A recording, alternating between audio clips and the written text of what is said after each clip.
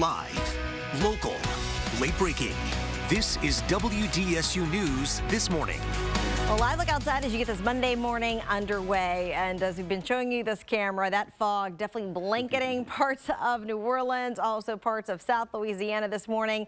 Damon Singleton's been talking about the South Shore is the one that we're mainly seeing the majority of this low cloud cover, right, Damon?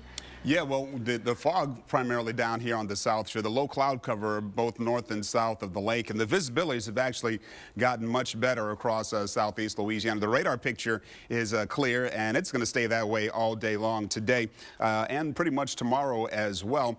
Let me show you the futurecast to show you when the rainfall is going to be back, but first, the cloud cover goes away as we go into the latter part of the morning and the afternoon. So I'm expecting some mostly sunny to partly cloudy conditions for this afternoon, and I think we're going to have a pretty nice Tuesday as well. We're going to start out probably with a little bit of fog down here on the South Shore once again, and then some of that cloud cover is going to roll in on Tuesday, late Tuesday afternoon. But Tuesday evening, late Tuesday evening and Wednesday morning, that's when the next rain gets here.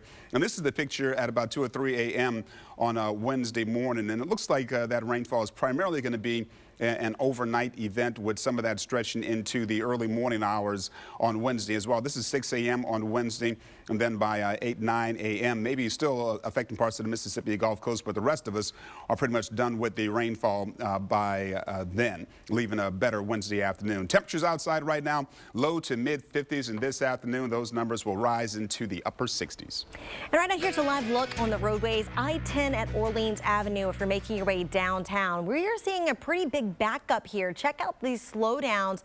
A lot of taillights all lit up. No word on whether or not there's an accident or a breakdown blocking the roadway, but there is definitely something slowing down traffic as you make your way downtown. So go ahead and tack on some extra minutes. We are working to try and figure out what that is, what is blocking traffic for folks trying to make their way downtown. Elsewhere, if you're coming across the high rise, no accidents or breakdowns. Clear conditions if you're making your way inbound from Metairie, and it looks like the traffic lets back up just past Canal. You can start to see some flashing lights there as we've kind of zoomed in, but once you get past Canal here, the Orleans Avenue Canal exit there, looks like it kind of clears up a bit if you need to make your way towards the West Bank. Well, this morning the search is on for 3 crew members still missing after a collision on the Mississippi River yesterday near the Luling Bridge. Heath Allen joins us now with what we know this morning. Hey there, Heath. Good morning, Randy. We do know this morning that the search will pick up back in full force just as soon as we get some light out here today, of course, when the sun comes up and some of this fog burns off. Here's what we know about what happened yesterday when that collision occurred right here near the Luling Bridge. 4 crewmen went into the water. 3 remain there right now. 1 was rescued, we're told, by a Good Samaritan. Since that time, the Coast Guard has been searching for the 3 that were still in the water. They've been doing so by boat and by a rescue helicopter. Officials say the towing vessel, the RC Crepel, was pushing 2 barges carrying sulfuric acid. One of those barges was damaged when the crash occurred, causing a small leak of vapor into the air. So right now they are monitoring air quality, but officials say there are no immediate health concerns. The Center of Toxicology and Health is currently conducting air monitoring to ensure that there are no continuing issues with air quality in the area. I'd like to reiterate that the Coast Guard is working along with our local partners to safely recover the missing mariners and ensure that there are no further impacts to the environment and to restore the marine transportation system as expeditiously as possible. And certainly the search for the 3 remaining crewmen will resume once we get first light here. Some of this fog burns off and it becomes safe to do so. Randy, back to you. All right, Heath Allen there for us. Well, he was one of the highest scoring NBA players of all time and was just starting his second act after retiring from the game.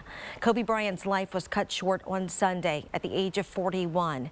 He was not only synonymous with the Los Angeles Lakers organization, but also the city itself. Daryl Forges has more on the basketball legend. I still am in disbelief and shock. That's how many are reacting to the shocking death of Kobe Bryant in the helicopter crash Sunday. Fans, friends, and fellow players around the world mourning one of the greatest players to ever grace the basketball court. Today is one of the saddest days in my lifetime. It seems like a bad dream. Bryant and his 13-year-old daughter Gianna perished along with 7 others when the helicopter they were traveling in crashed in the mountains outside Los Angeles. Also killed in the crash, Orange Coast College baseball coach John Altobelli, his wife Carrie, and daughter Alyssa, Altobelli's brother says. And according to her husband's Facebook page, assistant girls basketball coach Christina Mauser. 2 other passengers and the pilot have not been named. We're doing everything we can to confirm identifications and give closure to the families involved. The group was traveling to the girls' basketball game in Thousand Oaks, California at the Mamba Sports Academy. Bryant was remembered Sunday night at the Grammys, held at the Staples Center, where Bryant left so much on the court. To say goodbye to what we had. In Calabasas, California, I'm Daryl Forges.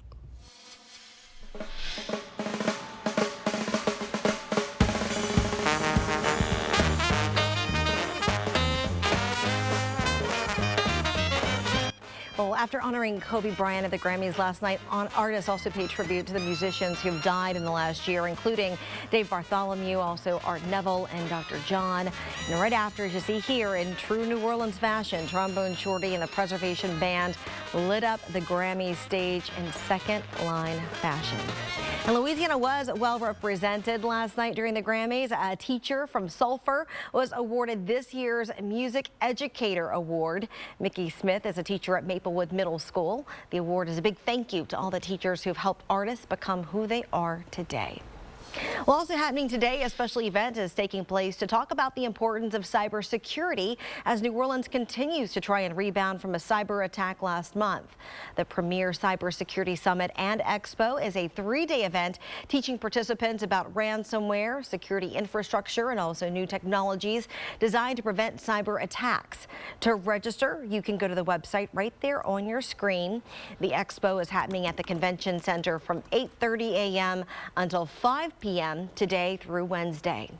And this morning, there's a new initiative in the works designed to lower utility bills for low-income homeowners and small businesses. It's called the Solar for All NOLA initiative. The city is partnering with Posigen, a solar energy company, who says the program is pretty easy for low to moderate income homeowners to sign up for. According to the Greater New Orleans Housing Alliance, Louisiana has some of the highest housing cost burdens in the country, with New Orleans taking a big brunt of that. Almost half the citizens here not able to afford to live here. Stabilizing citizens, making sure people can stay in their homes, not making horrible choices between paying their utility bills and just living their lives. And as also, again, anything we can do to affect climate change. The Mayor's Office and Housing Alliance will announce the final details and how to sign up for that program on February the 7th. And Tulane students are about to get an up-close look at Louisiana Supreme Court without having to leave campus. The justices usually hear those cases at the courthouse in the French Quarter, but today they'll be hearing oral arguments involving 3 cases at Tulane University Law School. The court says that move will provide students, faculty, and just the general public firsthand exposure to the state's highest court proceedings. More changes within the royal family. The new title the Queen gave Prince William coming up. And the state's oldest African-American radio station is making a comeback. What we can expect from WBOK coming up.